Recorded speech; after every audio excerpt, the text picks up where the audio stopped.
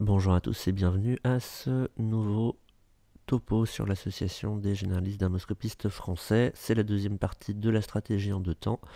On sait que la lésion mélanocytaire est-elle grave ou pas? Je vous rappelle la stratégie en deux temps, en face d'une lésion pigmentée, donc pas achromique, en zone classique, donc pas sur les paumes, les plantes, le visage, le cuir chevelu, les ongles, les muqueuses, ni les cicatrices. Vous recherchez la présence de réseaux de globules de stries. Si vous en avez, vous êtes en face d'une lésion mélanocytaire. Si vous n'en avez pas, vous devez rechercher un des diagnostics différentiels entre névus bleu, KS, hémangiome et CBC. Donc, pas sur les paumes, pas sur les plantes, pas sur le cuir chevelu, pas sur le visage, pas sur les ongles, pas sur les cicatrices, pas sur les muqueuses et pas pour les lésions achromiques. Vous êtes en face d'une lésion pigmentée en zone classique. Est-ce qu'elle est mélanocytaire? On a dit qu'il y avait du réseau, des globules ou des stries, donc oui, on est ici dans l'arbre et on va essayer de savoir si c'est un névus ou un mélanome. Du réseau, des globules, des stries ou des pseudopodes, c'est des signes en faveur d'une lésion mélanocytaire. Les règles générales, globalement, c'est la différence entre le chaos et l'ordre. Si vous avez une lésion qui est d'architecture respectée, avec une symétrie de structure à l'intérieur, peu de couleurs et peu de structure, c'est globalement bien. A l'inverse, si vous avez une déstructuration au niveau de l'architecture, si vous avez beaucoup de structures qui sont présentes de manière asymétrique et que vous avez beaucoup de couleurs, c'est plutôt pas bien. Rentrons un peu dans le détail. Je vais vous présenter l'analyse des patrons. Il existe pour les lésions mélanocytaires plusieurs patrons. Le patron réticulaire, le patron globulaire ou pavimenteux, le patron étoilé, le patron homogène sans structure. Et il existe aussi un patron nodulaire qui lui est toujours pathologique. On va faire simple. Si vous avez un patron parmi réticulaire, globulaire, étoilé, homogène, c'est plutôt rassurant. Si vous avez deux patrons, inquiétez-vous, modérément, vigilance on va dire. Trois patrons, attention, c'est le patron multicomposé. Un patron, exemple, réticulaire.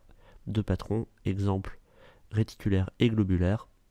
Trois patrons, exemple ici, bon, un peu plus compliqué à voir, je vous en montrerai des exemples. Et dans chaque patron, certains critères sont rassurants, d'autres sont plutôt inquiétants. Commençons avec le patron réticulaire. Qu'est-ce que c'est que le réseau? C'est la projection optique en deux dimensions de la répartition du pigment en trois dimensions.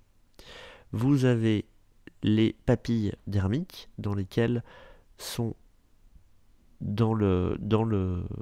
la jonction dermo-épidermique.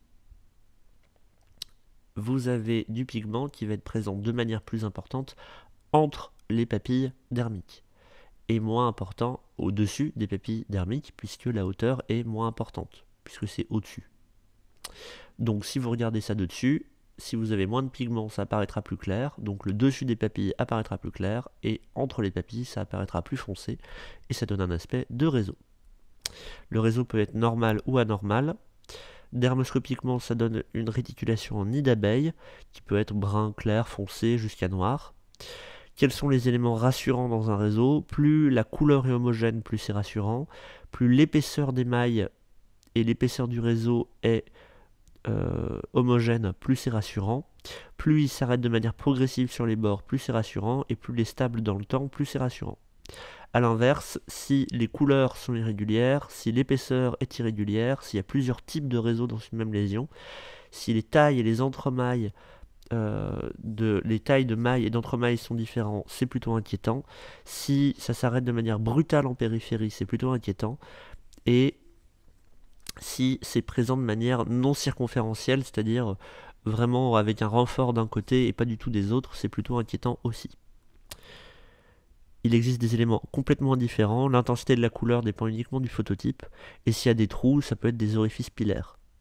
Un exemple de réseau bénin, avec des mailles, des entremailles et une couleur sensiblement identique dans toute la lésion, un peu plus foncé au centre et qui devient plus clair en périphérie en s'arrêtant progressivement.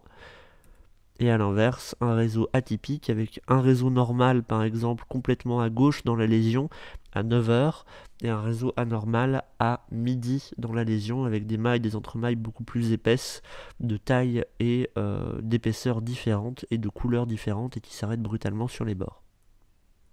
Quels sont les diagnostics en face d'un patron réticulaire?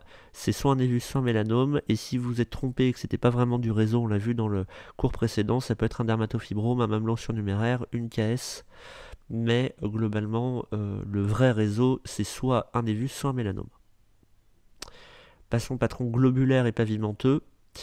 Donc les globules, ils sont présents, comme vous le voyez sur cette petite illustration, soit au niveau de la jonction dermo-épidermique, soit dans le derme papillaire.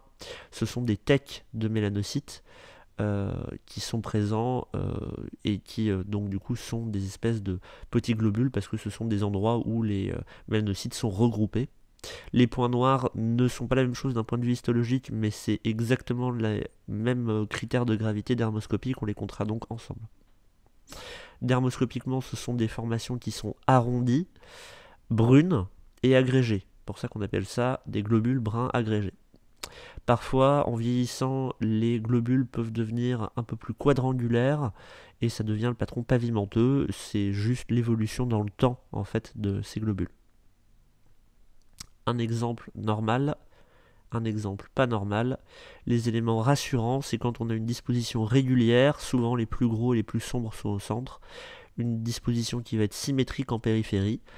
Et si vous avez par exemple un réseau et sur les côtés des globules qui sont présents de manière une couronne de globules circonférentiels, c'est plutôt rassurant, c'est une lésion qui est en croissance, mais il faut que la croissance soit symétrique, régulière, chez quelqu'un où on s'attend à une croissance du névus, donc par exemple un adolescent.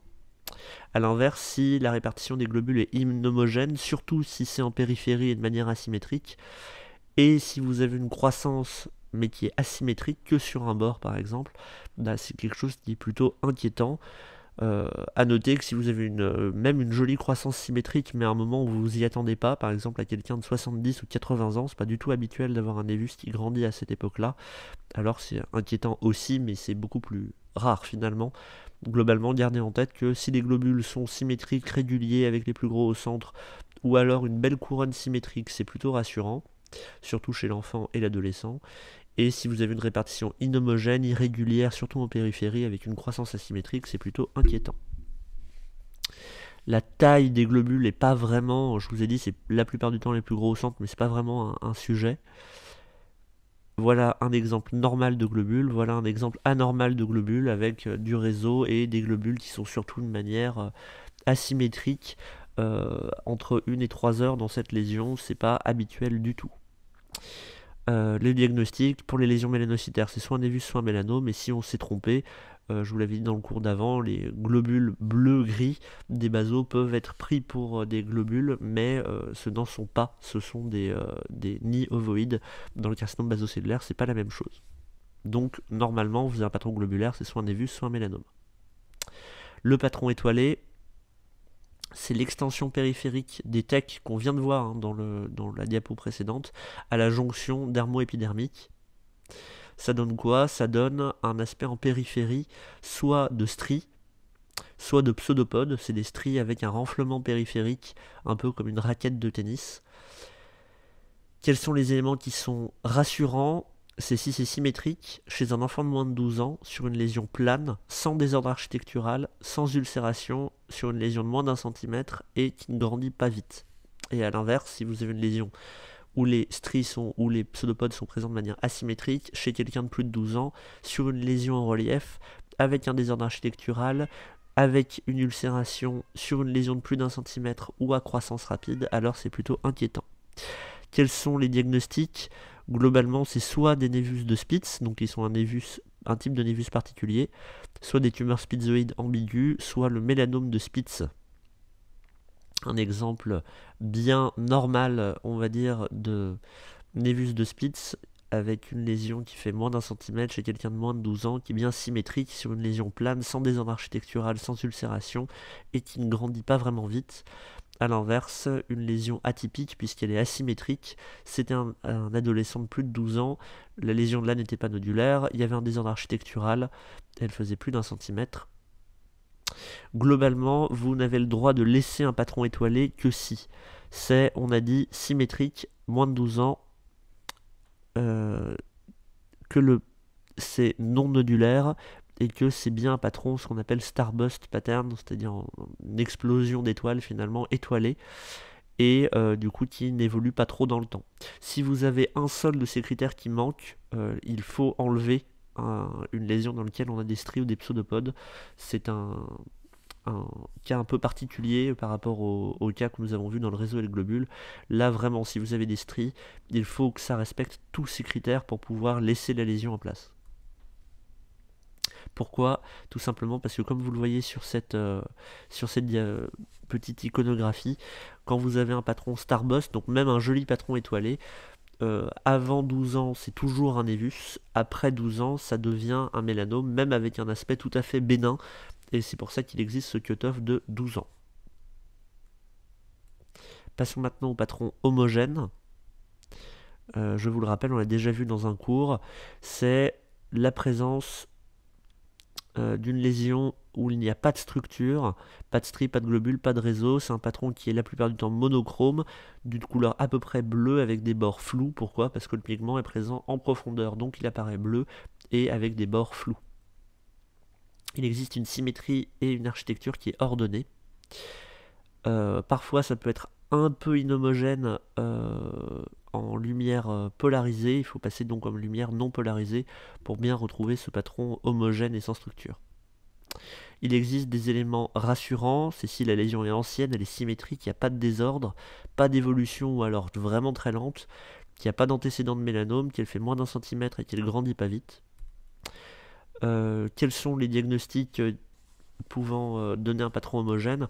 Le névus bleu bien entendu, et dans les autres diagnostics, mélanocytaire c'est le névus bleu malin et les métastases de mélanome, et dans les lésions non mélanocytaires ça va être les tatouages ou les corps étrangers dans la peau. Globalement, là aussi, le patron homogène que vous voyez en haut à gauche, vous avez le droit de le laisser uniquement si la lésion est ancienne, symétrique, sans désordre architectural, sans antécédent de mélanome et en croissance non rapide. Donc un peu comme pour le patron étoilé tout à l'heure, là pour le patron homogène, vous avez le droit de le laisser uniquement si la lésion est ancienne, symétrique, sans désordre architectural, sans antécédent de mélanome et une croissance non rapide. Petit point sur le patron nodulaire qui est un peu particulier, puisque lui il est toujours pathologique. Voici un patron nodulaire. Vous avez la présence, je vous le remets, tac, ici, vous voyez des espèces de ballons qui se superposent les uns aux autres, qui ne se respectent pas comme dans un patron saculaire d'un hémangiome. Ils sont superposés, il n'y a pas d'espace clair comme les septa dans un hémangiome. Ils sont superposés, ils sont de couleurs différentes. C'est l'association désordonnée et asymétrique de taches qui vont être arrondies ou ovalaires. Les contours sont flous car c'est profond. Ils sont juxtaposés, les tailles sont différentes, les couleurs sont différentes. Elles s'aplatissent pas les unes les autres. Elles ne respectent pas de zone claire entre. Vous avez des vaisseaux qui vont être atypiques. Là, 2 exemples avec des vaisseaux atypiques. Vous avez la règle bleu-noir, la black blue rule, vous savez, qui est un signe pour une lésion maligne. Vous avez une ulcération de surface. Bref, tout ça, c'est des choses qui sont en faveur de la malignité. Il peut aussi y avoir de la fibrose dermique, de la dépigmentation, des chrysalides. Bref, le patron nodulaire est toujours soit un mélanome en phase de croissance verticale, soit un mélanome directement nodulaire, soit une métastase de mélanome. C'est donc toujours une lésion maligne. Le seul diagnostic différentiel malin, c'est l'hémangiome qui a été thrombosé, remanié. Il ne faut pas s'y fier. Quand vous voyez ce type de lésion, il faut toujours l'enlever. Cliniquement, elles sont souvent très inquiétantes. Dermoscopiquement, elles le sont aussi. Ce patron est toujours malin. On a donc vu la présence de réseaux, de globules, de stries, de zones homogènes, et on a vu le patron nodulaire qui est un peu particulier. Voyons maintenant le patron multicomposé, c'est l'association de au moins 3 patrons de manière asymétrique et chaotique. Donc vous voyez dans cette lésion par exemple la présence de réseaux, la présence de globules, la présence de stries ou de pseudopodes, la présence de taches claires et la présence de taches foncées. Si vous avez, et tout ça présent de manière asymétrique et irrégulière et chaotique. Si vous avez un patron multicomposé, c'est-à-dire avec présence de au moins 3 éléments dermoscopiques parmi ceux que je viens de vous citer, alors vous êtes en face soit d'un névus atypique, soit d'un mélanome. Il existe des éléments qui vont faire pencher la balance, soit d'un côté, soit de l'autre. Voici des éléments qui sont aggravants. Si le réseau est atypique, nous l'avons vu dans les diapos précédentes, si les globules sont atypiques, si les stries sont atypiques, c'est plutôt en faveur d'un mélanome. Si vous avez des zones gris-bleu, on va en reparler dans les diapos après, pardon pour le chat, des zones gris-bleu soit maculeuses, soit papuleuses, c'est plutôt en faveur d'un mélanome. Si vous avez des signes de régression, c'est-à-dire en gros la peau qui essaye de détruire la lésion, donc soit régression en forme peppering, donc c'est-à-dire du grain de poivre sur plus de 10% de la lésion, soit de la dépigmentation, on va en reparler dans les diapos après, c'est plutôt inquiétant. Si les taches, surtout foncées, touchent le bord de la lésion, ce qu'on appelle un signe de Bologna, c'est plutôt inquiétant. Si vous avez des stries blanches brillantes, c'est plutôt inquiétant aussi, c'est pas du tout habituel dans un névus, plus dans un mélanome. Si vous avez la règle bleu-noir, normalement dans une lésion bénigne, on n'a jamais de bleu et de noir en même temps, ou si vous avez des vaisseaux atypiques, tout ça ce sont plutôt des signes en faveur d'un mélanome que d'un névus. Donc si vous avez un patron multicomposé asymétrique sans aucun de ces éléments, bon bah c'est moyennement inquiétant. Si vous avez un patron multicomposé asymétrique et avec certains de ces éléments, surtout si on a plus, beaucoup, alors c'est plutôt inquiétant. Voici des exemples de patrons multicomposés asymétriques. Je vous donne un exemple. En haut à gauche, vous avez une lésion pigmentée en zone classique. Vous avez du réseau en bas à 6 heures. Vous avez des globules qui sont présents, on voit difficilement, mais plutôt entre 3 heures et 5 heures dans la lésion. Vous avez des stries en haut entre 1 heure et 3 heures. Donc il y a patron multicomposé asymétrique. Quels sont les éléments en plus? Le réseau en bas est atypique, les stries sont pas présents de manière circonférentielle, c'est atypique, les globules sont présents plutôt en périphérie, c'est atypique. Vous avez la règle bleu-noir, vous avez des stries blanches brillantes, vous avez des signes de régression, notamment à gauche, avec un aspect de dépigmentation pseudo-cicatricielle. Bref, tout ça, ce sont des éléments en faveur d'un mélanome, c'en était effectivement un. Je vous laisse vous entraîner sur les autres lésions si vous le souhaitez pour retrouver les différents patrons. Un petit élément supplémentaire, l'association de bleu et de rose est également très inquiétante. Je vous l'avais dit, hein, le rose est toujours inquiétant en dermoscopie, mais l'association bleu-rose l'est encore plus. Quelques exemples de ces clues to malignancy, donc ces éléments inquiétants en plus du fait d'avoir un patron multicomposé asymétrique. La dépigmentation, c'est la présence dans une lésion d'un endroit qui est plus clair que la peau environnante. Vous en avez un exemple à gauche et vous en avez un exemple dans la lésion à droite. Le peppering, c'est donc la présence de grains de poivre dans la lésion. C'est de la mélanophagie, c'est-à-dire que c'est des mélanophages qui essayent de manger, de détruire la lésion. Ce qui, pareil, est assez inhabituel dans une lésion bénigne ou alors une lésion qui a été très très traumatisée. Vous en avez un exemple dans la lésion à gauche avec un espèce de grain de poivre, un peu comme si on avait mis saupoudré la lésion avec du poivre. Les zones gris-bleu maculeuses sont des zones gris-bleu, comme leur nom l'indique, ou papuleuses, qui remplacent les structures sous-jacentes, qui sont par-dessus les structures sous-jacentes. On ne voit plus à travers. Si ces zones gris-bleu maculeuses sont présentes sur plus de 10% de la lésion, c'est significatif, d'autant plus si c'est présent sur plus de 50% de la lésion.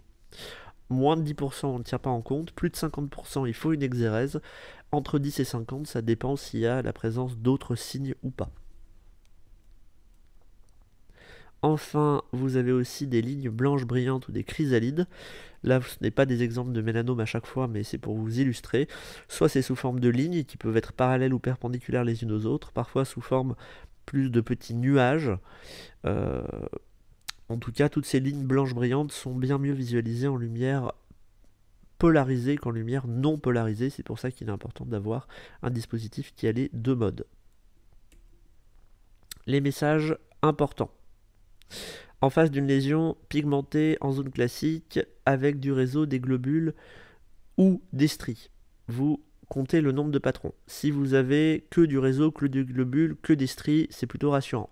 Si vous avez du réseau, des globules, des stries, un patron, une zone homogène associée, vous en avez 2 parmi tout ça, c'est, on va dire, à surveiller. Et si vous avez la présence, surtout de manière asymétrique, et avec un désordre architectural de 3 parmi réseau, globule, stries, zone homogène sans structure, hypo ou hyperpigmentée, alors c'est plutôt quelque chose qui doit faire augmenter votre degré de suspicion de manière très importante. Maintenant, si on veut affiner un petit peu, il faut aussi compter le nombre de couleurs, savoir si la lésion est symétrique ou non, si les bords sont homogènes ou non, si l'architecture est ordonnée, et bien sûr vous recherchez toutes les choses, les clues to malignancy dont je viens de vous parler, qui sont le fait d'avoir un réseau atypique, des globules atypiques, des stries atypiques, etc., dont je viens de vous parler. Je fais une petite aparté sur le patron nodulaire qui lui est toujours pathologique. Donc là, bien sûr, vous ne comptez pas le nombre de patrons. Si vous avez un patron nodulaire, c'est pathologique quoi qu'il arrive. Vous vous amusez pas à compter le nombre de patrons, vous vous enlevez quoi qu'il arrive. Vous avez peut-être entendu parler d'autres algorithmes ou de l'intelligence artificielle. Je fais un petit point par rapport à ça. Voici notre mélanome de tout à l'heure. Si on utilise la règle ABCD, la symétrie, oui, elle est asymétrique, il y a des critères pour calculer avec des nombres à multiplier les uns aux autres. Globalement, c'est l'asymétrie qui est présente dans l'algorithme dont je vous parlais tout à l'heure, les bords abrupts, les couleurs, les structures dermoscopiques. Et si vous avez un total à 8,2, si vous vous amusez à calculer, c'est un mélanome. La liste en 7 points. Est-ce qu'il y a du réseau atypique, du voile bleu-gris, des vaisseaux atypiques, des stries? Est-ce qu'il y a une polychromie? Est-ce qu'il y a des points et ou des globules irréguliers? Est-ce qu'il y a de la régression? Là aussi, c'est tout des choses dont on a déjà parlé dans la technique des patrons tout à l'heure. Là, bon, vous faites le calcul, vous voyez que c'est aussi un mélanome. Ici, dans la liste de Menzies, est-ce que la lésion est symétrique et monochrome? Elle est ni l'un ni l'autre, donc il faut rechercher au moins un des critères suivants, voile bleu-gris, les points multiples, bon bref, je vous laisse lire tout ça, vous vous rendrez compte que c'est quasiment que des choses qu'on a aussi vues dans la technique des patrons tout à l'heure et qui nous dit que c'est un mélanome. Et enfin la technique cache, le nombre de couleurs, l'architecture, la symétrie et le nombre de lésions qu'on a à l'intérieur parmi réseau, globules, stries, zones homogènes, etc. Là aussi on fait le calcul, le cutoff étant à 8, là on est à 15, c'est donc un mélanome. Donc bref, vous avez plein d'autres algorithmes, vous choisissez celui que vous avez envie ou vous en choisissez aucun. Je trouve que la technique des patrons est facile d'utilisation en vie réelle. Globalement, si vous voulez aussi utiliser l'intelligence artificielle, elle vous donnera le même résultat en vous disant que c'est un mélanome. Globalement, c'est toujours pareil. Pour les lésions faciles de diagnostic, tous les algorithmes marchent pareil et l'intelligence artificielle marche pareil. A l'inverse, pour les lésions difficiles de diagnostic, les algorithmes seront à la limite, l'intelligence artificielle vous dira que c'est 50-50 entre un névus et un mélanome, et en gros à chaque fois ce sera votre décision clinique qui devra l'emporter, enfin clinique et dermoscopique bien sûr, mais ce que je veux dire par là c'est que c'est vous qui devrez décider, avec des algorithmes qui seront pour certains à la limite positive, d'autres à la limite négative, une IA qui vous donnera une limite névus mélanome qui est peu nette, et donc du coup à chaque fois il faudra que vous fassiez votre choix vous-même. Donc choisissez un algorithme. Moi j'ai choisi de vous présenter celui des patrons parce que c'est un qui est, je trouve, le plus facile d'utilisation. Voici globalement les courbes ROC pour les différents algorithmes. Vous vous rendez compte qu'en fait ils sont vraiment similaires les uns aux autres. C'est vraiment la même chose. Un petit résumé si vous le souhaitez. En face d'une lésion mélanocytaire, vous recherchez le nombre de patrons parmi réseau, globule, zone sans structure, hypo ou hyper et les stries. Si vous en avez 1, c'est plutôt rassurant, 2, c'est intermédiaire, 3, c'est inquiétant. Vous regardez si la lésion est symétrique ou asymétrique, s'il y a un chaos ou pas de chaos, vous comptez le nombre de couleurs, et je vous ai remis ici toutes les lésions, les structures, qu'elles soient bénignes ou malignes. Et en gros, plus vous avez des choses qui sont inquiétantes, plus vous allez avoir à enlever, et plus il y a de choses bénignes, et plus vous allez avoir tendance à le laisser. C'est une petite manière de résumer un peu tout ce qu'on a dit auparavant. Voilà, et bah écoutez, j'espère que ça vous a permis, ces 2 diapos de suite, de mieux vous y retrouver en face d'une lésion pigmentée en zone classique pour savoir si c'est mélanocytaire ou non, et maintenant pour savoir si c'est bénin ou non. Je suis à votre disposition, soit dans les commentaires, soit par MP ou par SMS si vous avez besoin de plus d'infos. Merci à vous.